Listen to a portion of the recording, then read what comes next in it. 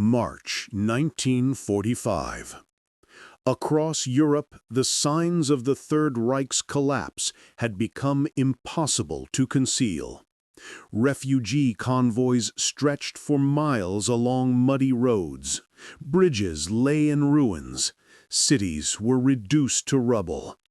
And amid this chaos, millions of German soldiers, once the pride of a seemingly invincible empire, were quietly doing what only a few years earlier they would have considered the ultimate disgrace: surrendering.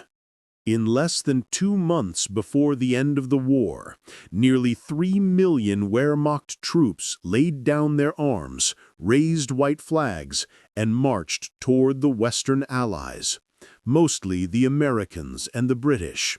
On such a scale, this was not merely a military surrender. It was a social phenomenon, a collective psychological wave unprecedented in modern warfare.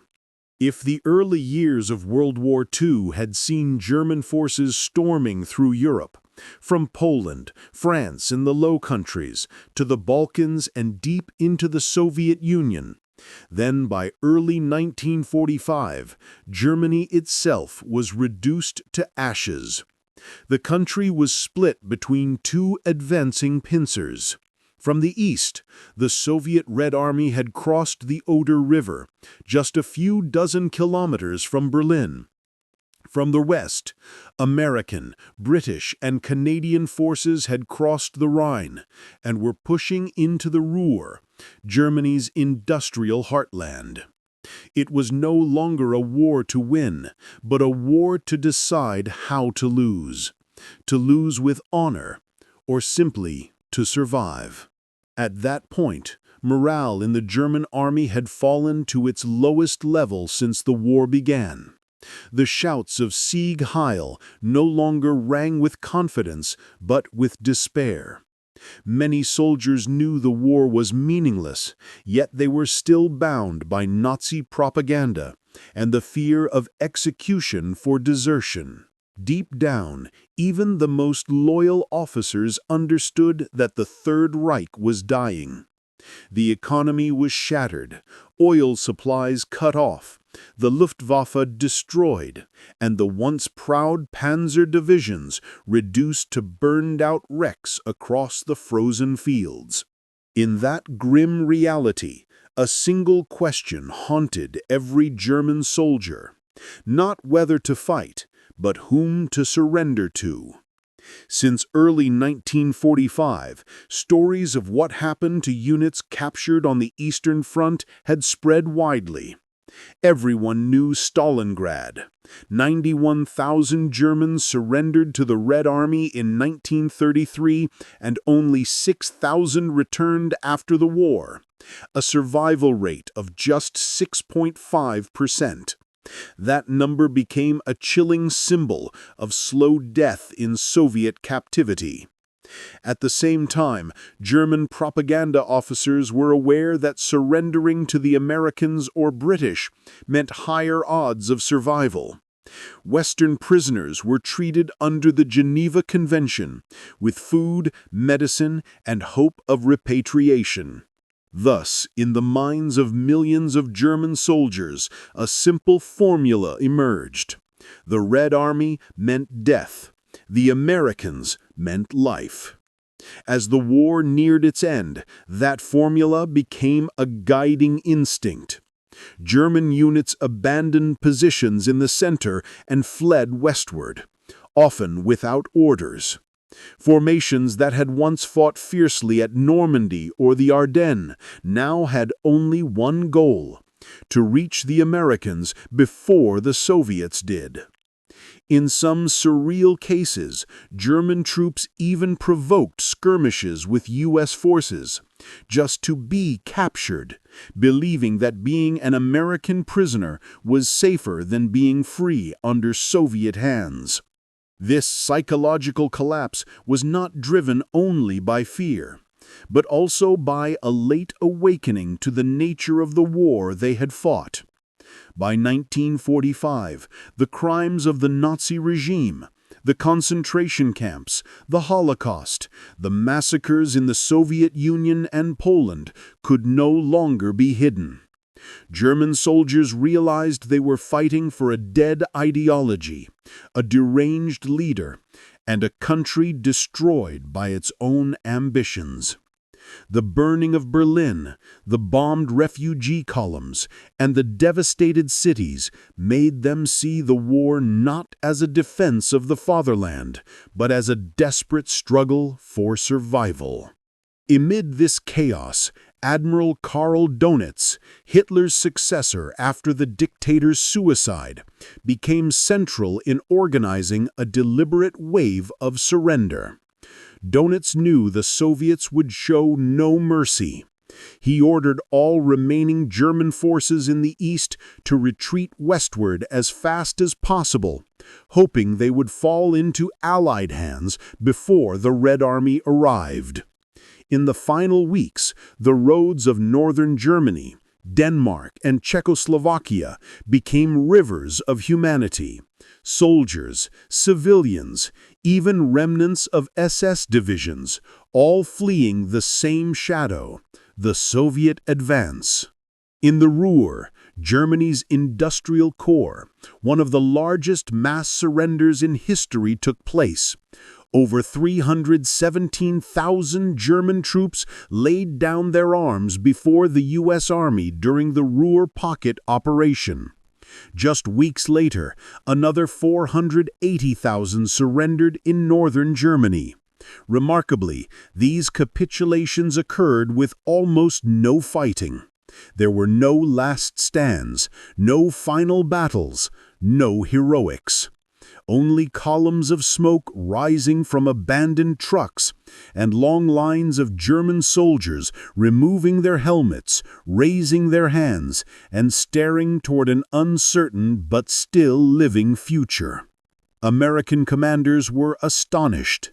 General Dwight Eisenhower, Supreme Allied Commander, wrote in his diary, "The Germans are surrendering so fast, we can't build cages fast enough to hold them." In April 1945 alone, the U.S. Army had to erect hundreds of makeshift POW camps, each holding tens of thousands of prisoners. Some had to sleep in open fields, yet even so, they felt relief. For them, being an American prisoner was salvation. Meanwhile, in the East, the war raged on with unmatched brutality. German troops fought to the last man for every house and street in Berlin, not out of loyalty to Hitler, but because they knew capture by the Red Army meant almost certain death. Hundreds of thousands perished in a matter of weeks. In stark contrast, on the Western Front, German withdrawals were orderly, sometimes even coordinated with the Americans to avoid unnecessary clashes. Both sides understood the war there was over. Only the formalities of surrender remained. When May 8, 1945 finally came, the day Nazi Germany signed its unconditional surrender, most of the country was already in Allied hands. The massive wave of capitulation in those final weeks not only hastened the end of the war, but also shaped post-war Europe. The Germans who surrendered to the Americans rather than the Soviets became unintentionally the nucleus of democratic West Germany, the federal republic that would rise from the ruins. They survived, returned home, and helped rebuild a nation grounded in the bitter lessons of defeat. In retrospect, that wave of surrender was more than the end of a war. It was a moment of collective awakening. It revealed the limits of loyalty in the face of death and the strength of the survival instinct when all ideology collapses. Within the ruin of the Third Reich lay a tragic paradox. Soldiers once taught to die for Hitler ultimately chose to live to escape his legacy. By May 1945, the guns had fallen silent across Europe, and behind the barbed wire of American POW camps, amid millions of weary German prisoners, a single thought rose like a prayer. At least we are still alive. If there was one fear greater than death in the mind of a German soldier in 1945, it was the fear called the Soviet Union.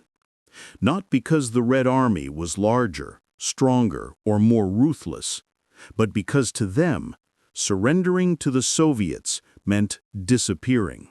For millions of soldiers who had witnessed or heard about what happened to their comrades on the Eastern Front, the Soviet Union was not merely an enemy, it was the avenging ghost of all the atrocities Germany had unleashed over 4 years of war.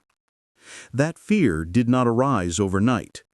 It began in the winter of 1942, when the German army suffered its catastrophic defeat at Stalingrad, a battle that became the tragic turning point of the Third Reich.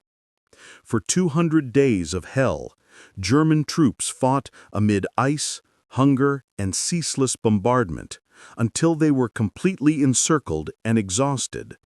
When General Friedrich Paulus was forced to surrender, 91,000 German soldiers, along with 40,000 Romanian, Hungarian, and Italian auxiliaries, fell into Soviet hands. Of those, only about 6,000 ever returned to Germany after the war. News of the Stalingrad disaster spread throughout the front, becoming a collective nightmare.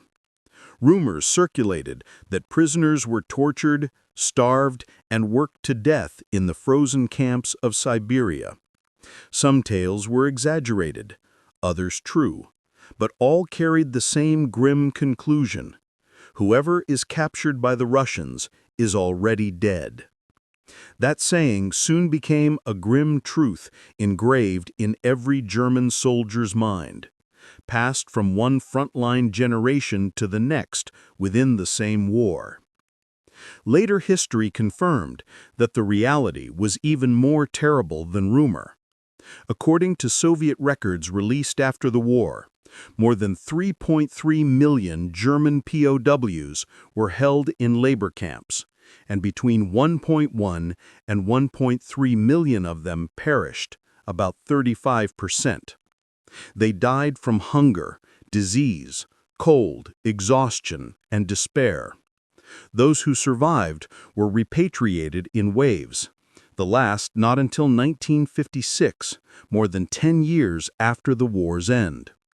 By contrast, among those captured by the Americans and British, the death rate was only about 1%.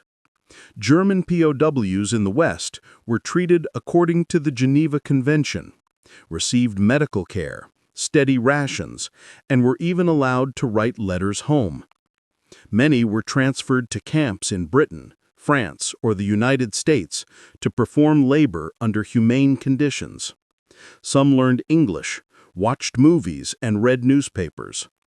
For desperate German soldiers, the difference between those two fates was as stark as light and darkness. Thus, as the war drew to a close, the biggest question for any German soldier was no longer, "Will I survive this battle?" but "Whom will I surrender to?" On the Eastern Front, where the Red Army was sweeping through Poland, Hungary, and Czechoslovakia, reports poured in: villages burned, civilians slaughtered, women raped en masse, prisoners executed. Some reports were embellished, but most were true. The Soviet troops, having seen their homeland ravaged by the Nazi invasion, carried with them a burning desire for revenge. They fought not only to win, but to repay a blood debt. And the Germans knew it. Diaries recovered from German soldiers on the Eastern Front in early 1945 captured that despair vividly. One wrote, "If I'm captured, I won't return. I've seen what they did to our men in Vilnius and Königsberg. Another scribbled, "Better to die in battle than be herded to Siberia like cattle." Those trembling lines revealed how hopelessness had replaced loyalty. Fighting to the end no longer meant glory. It was simply a way to avoid capture alive. Strategically, the German High Command also understood the difference. Admiral Karl Dönitz, who led the provisional government after Hitler's death, bluntly stated at a meeting in late April 1945, "We must move as many people westward as possible. Captured by the Americans means life. Captured by the Russians means death." Though never made public, that order spread quickly by word of mouth through the ranks. The result was a massive exodus of soldiers and civilians towards the American lines.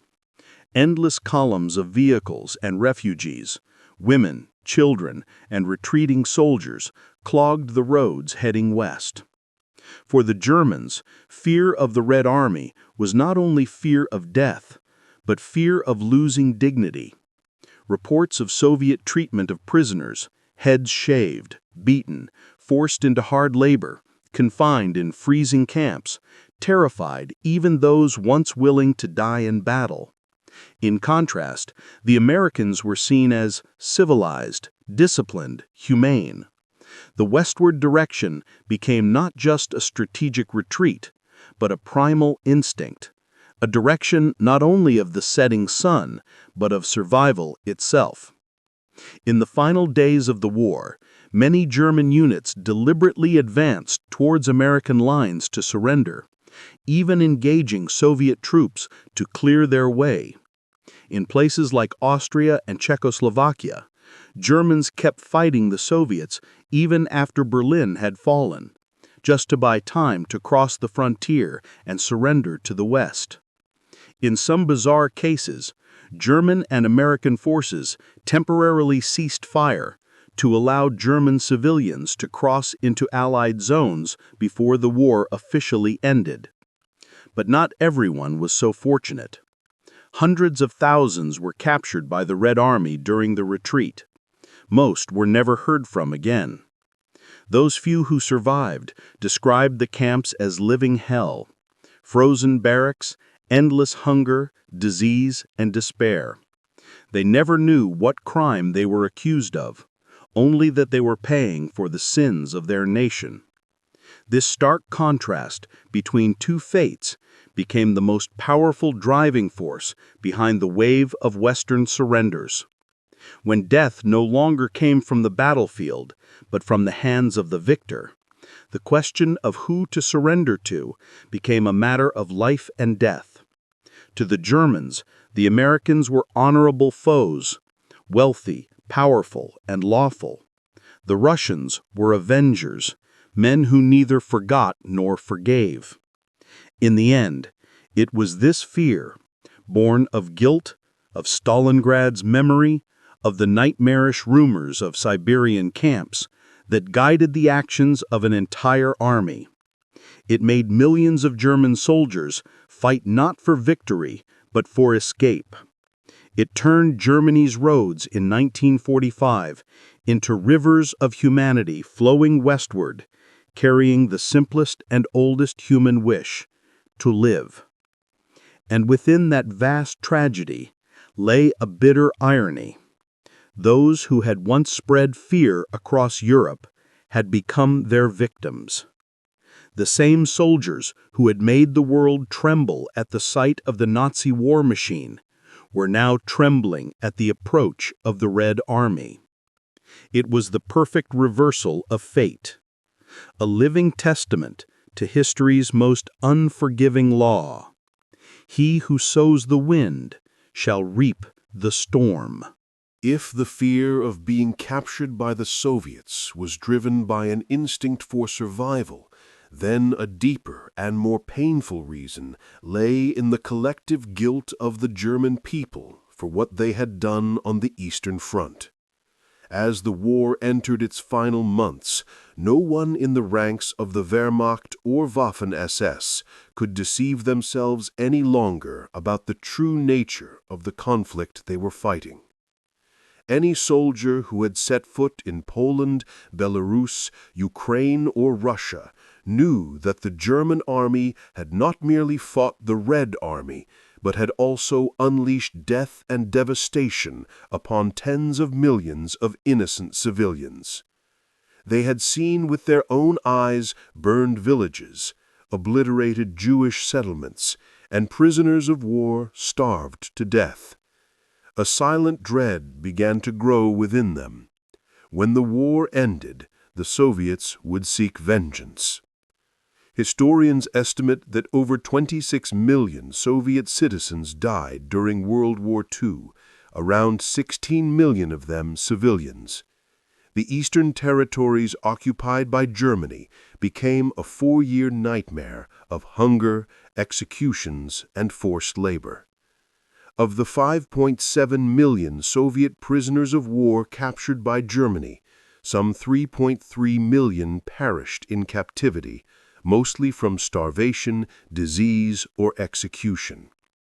And within the Holocaust itself, about 2 million Jews were murdered on Soviet soil. These horrifying figures existed not only in Moscow's propaganda, but in the memories of German soldiers who had witnessed, participated in, or turned a blind eye to the atrocities. They knew the crimes were immense and that retribution was inevitable. Thus, when the Red Army began its ferocious counteroffensive in 1943 and crossed into German territory in 1945, fear turned into mass panic. Tens of thousands of German families in East Prussia, Silesia, and Pomerania fled their homes, carrying luggage, children, and the elderly in a desperate attempt to reach the West, where American and British forces were advancing. In their minds, the East was hell, the West was survival. Stories of Russian revenge, whether exaggerated or not, became terrifyingly real. Many German soldiers who had fought on the Eastern Front were convinced that falling into Soviet hands meant certain death. The Red Army's vengeance was not mere propaganda. When Soviet forces captured German cities such as Königsberg, Breslau, and Berlin, mass killings and rapes occurred. The fury born of 4 years of occupation exploded into uncontrollable violence. Even Soviet archives later acknowledged that hundreds of thousands of German women were assaulted and tens of thousands of civilians killed simply for being German. To the German soldiers, this was undeniable proof that the Red Army had come not only to conquer, but to punish. As a result, many Wehrmacht units disobeyed orders and retreated from the Eastern Front, desperately trying to break through to areas controlled by the Americans. In Pomerania, tens of thousands of German soldiers abandoned their weapons and ran through forests in despair, hoping to cross the Elbe River, the dividing line between the two Allied forces. Those who failed were captured and sent to labor camps in Siberia, where mortality rates were dozens of times higher than in American POW camps. Those who reached the West, though imprisoned, were fed, given medical care, and even allowed to send letters home. The contrast was literally the difference between life and death. In the minds of many German soldiers, fear of vengeance was intertwined with guilt, both personal and collective. Many had not directly committed war crimes, yet they knew their silence and obedience had enabled Hitler's killing machine to function for years. They had followed orders, looked away, and convinced themselves they were just doing their duty. But as the war collapsed, every justification became meaningless. The shadow of guilt made it impossible for them to face the Soviets, the greatest victims of the war. For many, surrendering to the Americans was not only an act of survival, but also a moral escape. Captivity under the Americans meant fair treatment, the chance to prove they were not war criminals, or at least freedom from being tortured for the sins of their nation. Senior Wehrmacht officers who had served on the Eastern Front understood this all too well. They knew the Soviets had lists of war criminals, and units involved in anti-partisan operations or Jewish cleansing would never be forgiven. As the situation grew hopeless, they tried to surrender to the Western Allies at any cost, burning records, disguising themselves, or posing as civilians to avoid Soviet capture. The fear of revenge also reshaped how German civilians viewed the Americans. Once portrayed by Nazi propaganda as decadent capitalists and Jewish and black barbarians, the Americans came to symbolize civilization and mercy. When news spread that villages in the West were occupied without bloodshed, hope replaced hatred. To many Germans, the Americans were enemies who could forgive, not annihilate. Thus, soldiers and civilians alike did everything possible to surrender to the West before the Red Army arrived. In the end, the massive wave of German surrenders stemmed not merely from ordinary fear, but from a profound sense of guilt and dread of retribution. It was the psychological reaction of a nation burdened by its own crimes, forced to face the consequences. By surrendering to the Americans, hundreds of thousands of German soldiers were not only seeking life, they were trying to escape their past, a past haunted by guilt, blood, and the restless souls left behind on the Eastern Front. By the spring of 1945, the war in Europe had split into two entirely different worlds. On one side, the West, where American, British, and French forces were storming into Germany with lightning speed. On the other, the East, where the Soviet Red Army was advancing from the Vistula River to Berlin through a sea of blood. Between these two fronts, German soldiers realized that their fate depended entirely on whom they surrendered to. For the defeated, surrendering to the Americans might mean survival. Falling into Soviet hands could mean a slow death in a prison camp or on the way to exile. The vast difference in treatment, spirit, and attitude between the two Allied powers created a strange phenomenon. German troops fought to the bitter end in the East, but surrendered en masse in the West. On the Western Front, the war carried a very different atmosphere. After crossing the Rhine in March 1945, American and British forces faced little serious resistance. Some German units continued fighting, but their morale had collapsed. Most soldiers knew the war was lost and that continued resistance only meant pointless death. They had heard stories of thousands of comrades dying in the East, of Berlin under siege, and of the brutal Soviet labor camps. Meanwhile, reports from areas captured by the Americans told a completely different story. German prisoners were fed, treated humanely, even allowed to write home. There were no mass executions, no revenge killings. The contrast spread faster than artillery fire. Nowhere was this clearer than in the Ruhr, Germany's industrial heartland. When the U.S. First and Ninth Armies surrounded over 300,000 German troops in April 1945, there were hardly any major battles. Many German units raised white flags on their own or sent officers to negotiate orderly surrenders. Some even helped the Americans clear mines and restore transport lines to prevent chaos. The battle, known as the Ruhr Pocket, became one of the largest mass surrenders in history. 317,000 Germans laid down their arms in just a few days. There was no will to fight to the death, no spirit of vengeance, only the desire to survive and the belief that the Americans would not treat them as eternal enemies. In the East, however, The rules were entirely different. There, the war was not merely a clash between two armies, but a struggle for survival between two worlds. Both Nazi Germany and the Soviet Union saw each other as absolute enemies, one representing the superior Aryan race, the other the barbaric Bolsheviks. Mercy had no place on this battlefield. As early as 1941 to 1942, when Germany invaded the Soviet Union, the conflict had already gone beyond all moral boundaries. The Germans executed prisoners, burned villages, and massacred civilians. The Soviets, when they struck back, showed no forgiveness.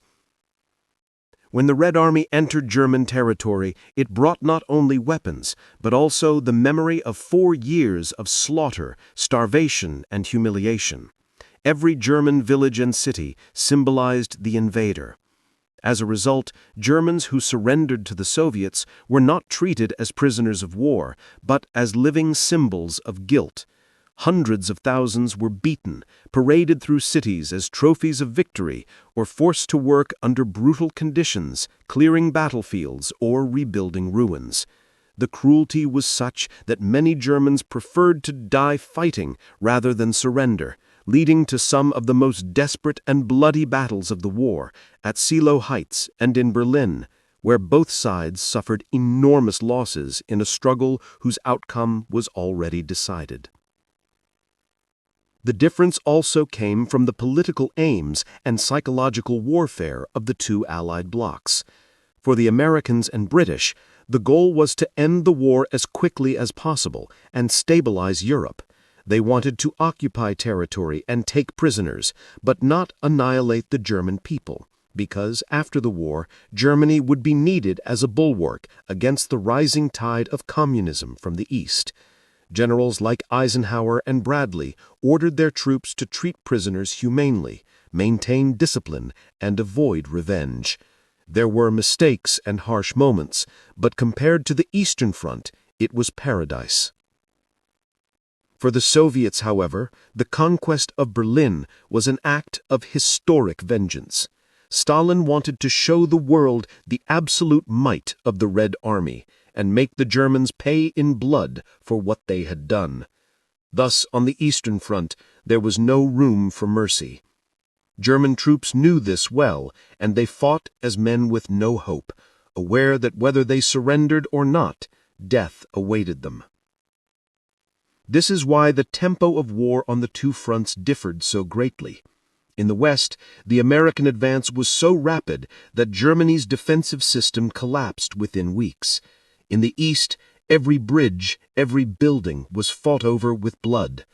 While hundreds of thousands of Germans were surrendering in the Ruhr, in Berlin they fought street by street, basement by basement, firing until their last bullet. They were not only defending their capital, but desperately trying to delay the Red Army until the Americans could arrive. A futile effort, yet one that revealed the deep psychological divide between the two fronts. From a historical perspective, this difference reflected two opposing civilizations and value systems. The West represented industry, order, and the rule of law, where war was still constrained by international norms. The East embodied chaos and vengeance, the fury of peoples who had been invaded and now sought retribution. German soldiers understood this. When they chose to surrender, they were not simply choosing where they might live, but where they might still be treated as human beings. In the final weeks of World War II, millions of Germans poured westward like a desperate human tide, clinging to the belief that if there was any place left with hope, it was under the banner of the American Stars and Stripes. Meanwhile, in the East, Berlin burned in a sea of fire and cannon thunder, a bitter testament to one truth. At the two ends of Germany, two worlds were being born. One, the beginning of freedom, the other, the shadow of vengeance. The massive wave of German surrender in the spring of 1945 did not merely mark the collapse of the Third Reich, it also opened the door to a new world order, one in which the defeated chose to live and rebuild rather than die in despair. From a military perspective, this wave hastened the end of the war in Europe. But from a human and political standpoint, it carried an even deeper meaning. It reshaped Germany and Europe for decades to come. When the situation became hopeless in April 1945, Hitler's successor, Admiral Karl Dönitz, understood that victory was impossible. Yet he believed that Germany could still be saved from the Soviets, if not from defeat. From his short-lived government in Flensburg, Dönitz ordered all remaining units to retreat westward, surrendering to the Americans and British by any means necessary. The goal was no longer to fight, but to escape the Red Army. Hundreds of thousands of soldiers, civilians, and refugees crossed the last bridges over the Elbe River, many gunned down just meters from what they called the other side of freedom. It was a desperate exodus, yet it symbolized a historic choice: surrender to the Americans to live rather than to the Soviets to die. Because of this wave of surrender, the Western Front of the Allied forces collapsed within weeks. American troops captured major German cities with minimal fighting, while in the East, the Red Army bled for every street in Berlin. On May 8, 1945, Germany officially capitulated unconditionally. But in reality, the process had begun weeks earlier, as more than 3 million German soldiers voluntarily surrendered to the Western Allies. For the United States, this was not only a military victory, but also a moral one. The way American forces treated prisoners of war, imperfect but grounded in humanity, made many Germans see them not as enemies, but as symbols of a new, more civilized order. In American POW camps, German soldiers were fed, given medical care, trained in trades, and even paid for labor. Many later recalled that it was in those camps, for the first time, that they learned what freedom and human dignity truly meant, things the Nazi regime had stripped away. The fate of those captured by the Soviets, however, became a decades-long tragedy. Over 3 million German soldiers were sent to labor camps in Siberia and Central Asia, forced to work under brutal conditions, with little food or medicine. The last prisoners were not released until 1956, more than a decade later than the war. Hundreds of thousands died silently, without graves, without headlines. The stark contrast reinforced a collective realization among Germans: the West was the future, the East was the shadow. From that realization, post-war Germany was divided, not just by military lines, but by moral and cultural choices. Those who had surrendered to the West became citizens of the Federal Republic of Germany, West Germany, a democratic state aligned with America, built on freedom, market economics, and historical responsibility. Those who survived under Soviet occupation became citizens of the German Democratic Republic, East Germany, a communist state where ideology and censorship ruled. For 40 years, the two Germanys stood as mirror images of each other, proving that surrendering to the Americans in 1945 had not merely been a matter of survival, but a choice of destiny. The wave of surrender also played a crucial role in Europe's post-war reconciliation and reconstruction. Rather than seeking revenge, the United States chose rebuilding, launching the Marshall Plan in 1948, transforming a former enemy into a trusted ally. Former German POWs were later recruited into the new West German Army, Bundeswehr, under NATO's supervision, becoming defenders of the very democracy they had once destroyed. It was a poignant paradox and a testament to humanity's capacity for forgiveness after unimaginable crimes. Symbolically, this mass surrender also marked the death of German militarism. For centuries, Germans had prided themselves on discipline, honor, and obedience, virtues that under Nazism turned into instruments of destruction. By 1945, they realized that blind obedience was no longer a virtue, but a path to annihilation. When millions of Germans laid down their arms, they shattered the moral foundation of Nazism, the belief that dying for the fatherland was the highest glory. Choosing life, therefore, became an act of rebellion against Hitler, against war, and against the idea that one must die for a false ideal. The consequences of this event went far beyond military history. It showed that sometimes the greatest courage is not to fight to the end, but to dare to surrender. Capitulation to the Americans was no longer cowardice. It became a symbol of awakening, of the will to live, of faith that a future could still rise from the ruins. And because millions of Germans made that choice, Germany was able to rise again, to confront its past, and to become one of the world's most enduring democracies. In the end, the wave of surrender in 1945 was not merely the closing chapter of a war, but it was the beginning of a new era, one in which humanity and reason triumphed over violence and fanaticism. Millions of Germans chose life, and in doing so, they saved not only themselves, but the soul of their nation from being buried forever with the Third Reich. In the quiet of POW camps, amid the rubble of bombed cities, a new Germany was born, not from victory, but from the surrender of those who had learned remorse and longed to begin again.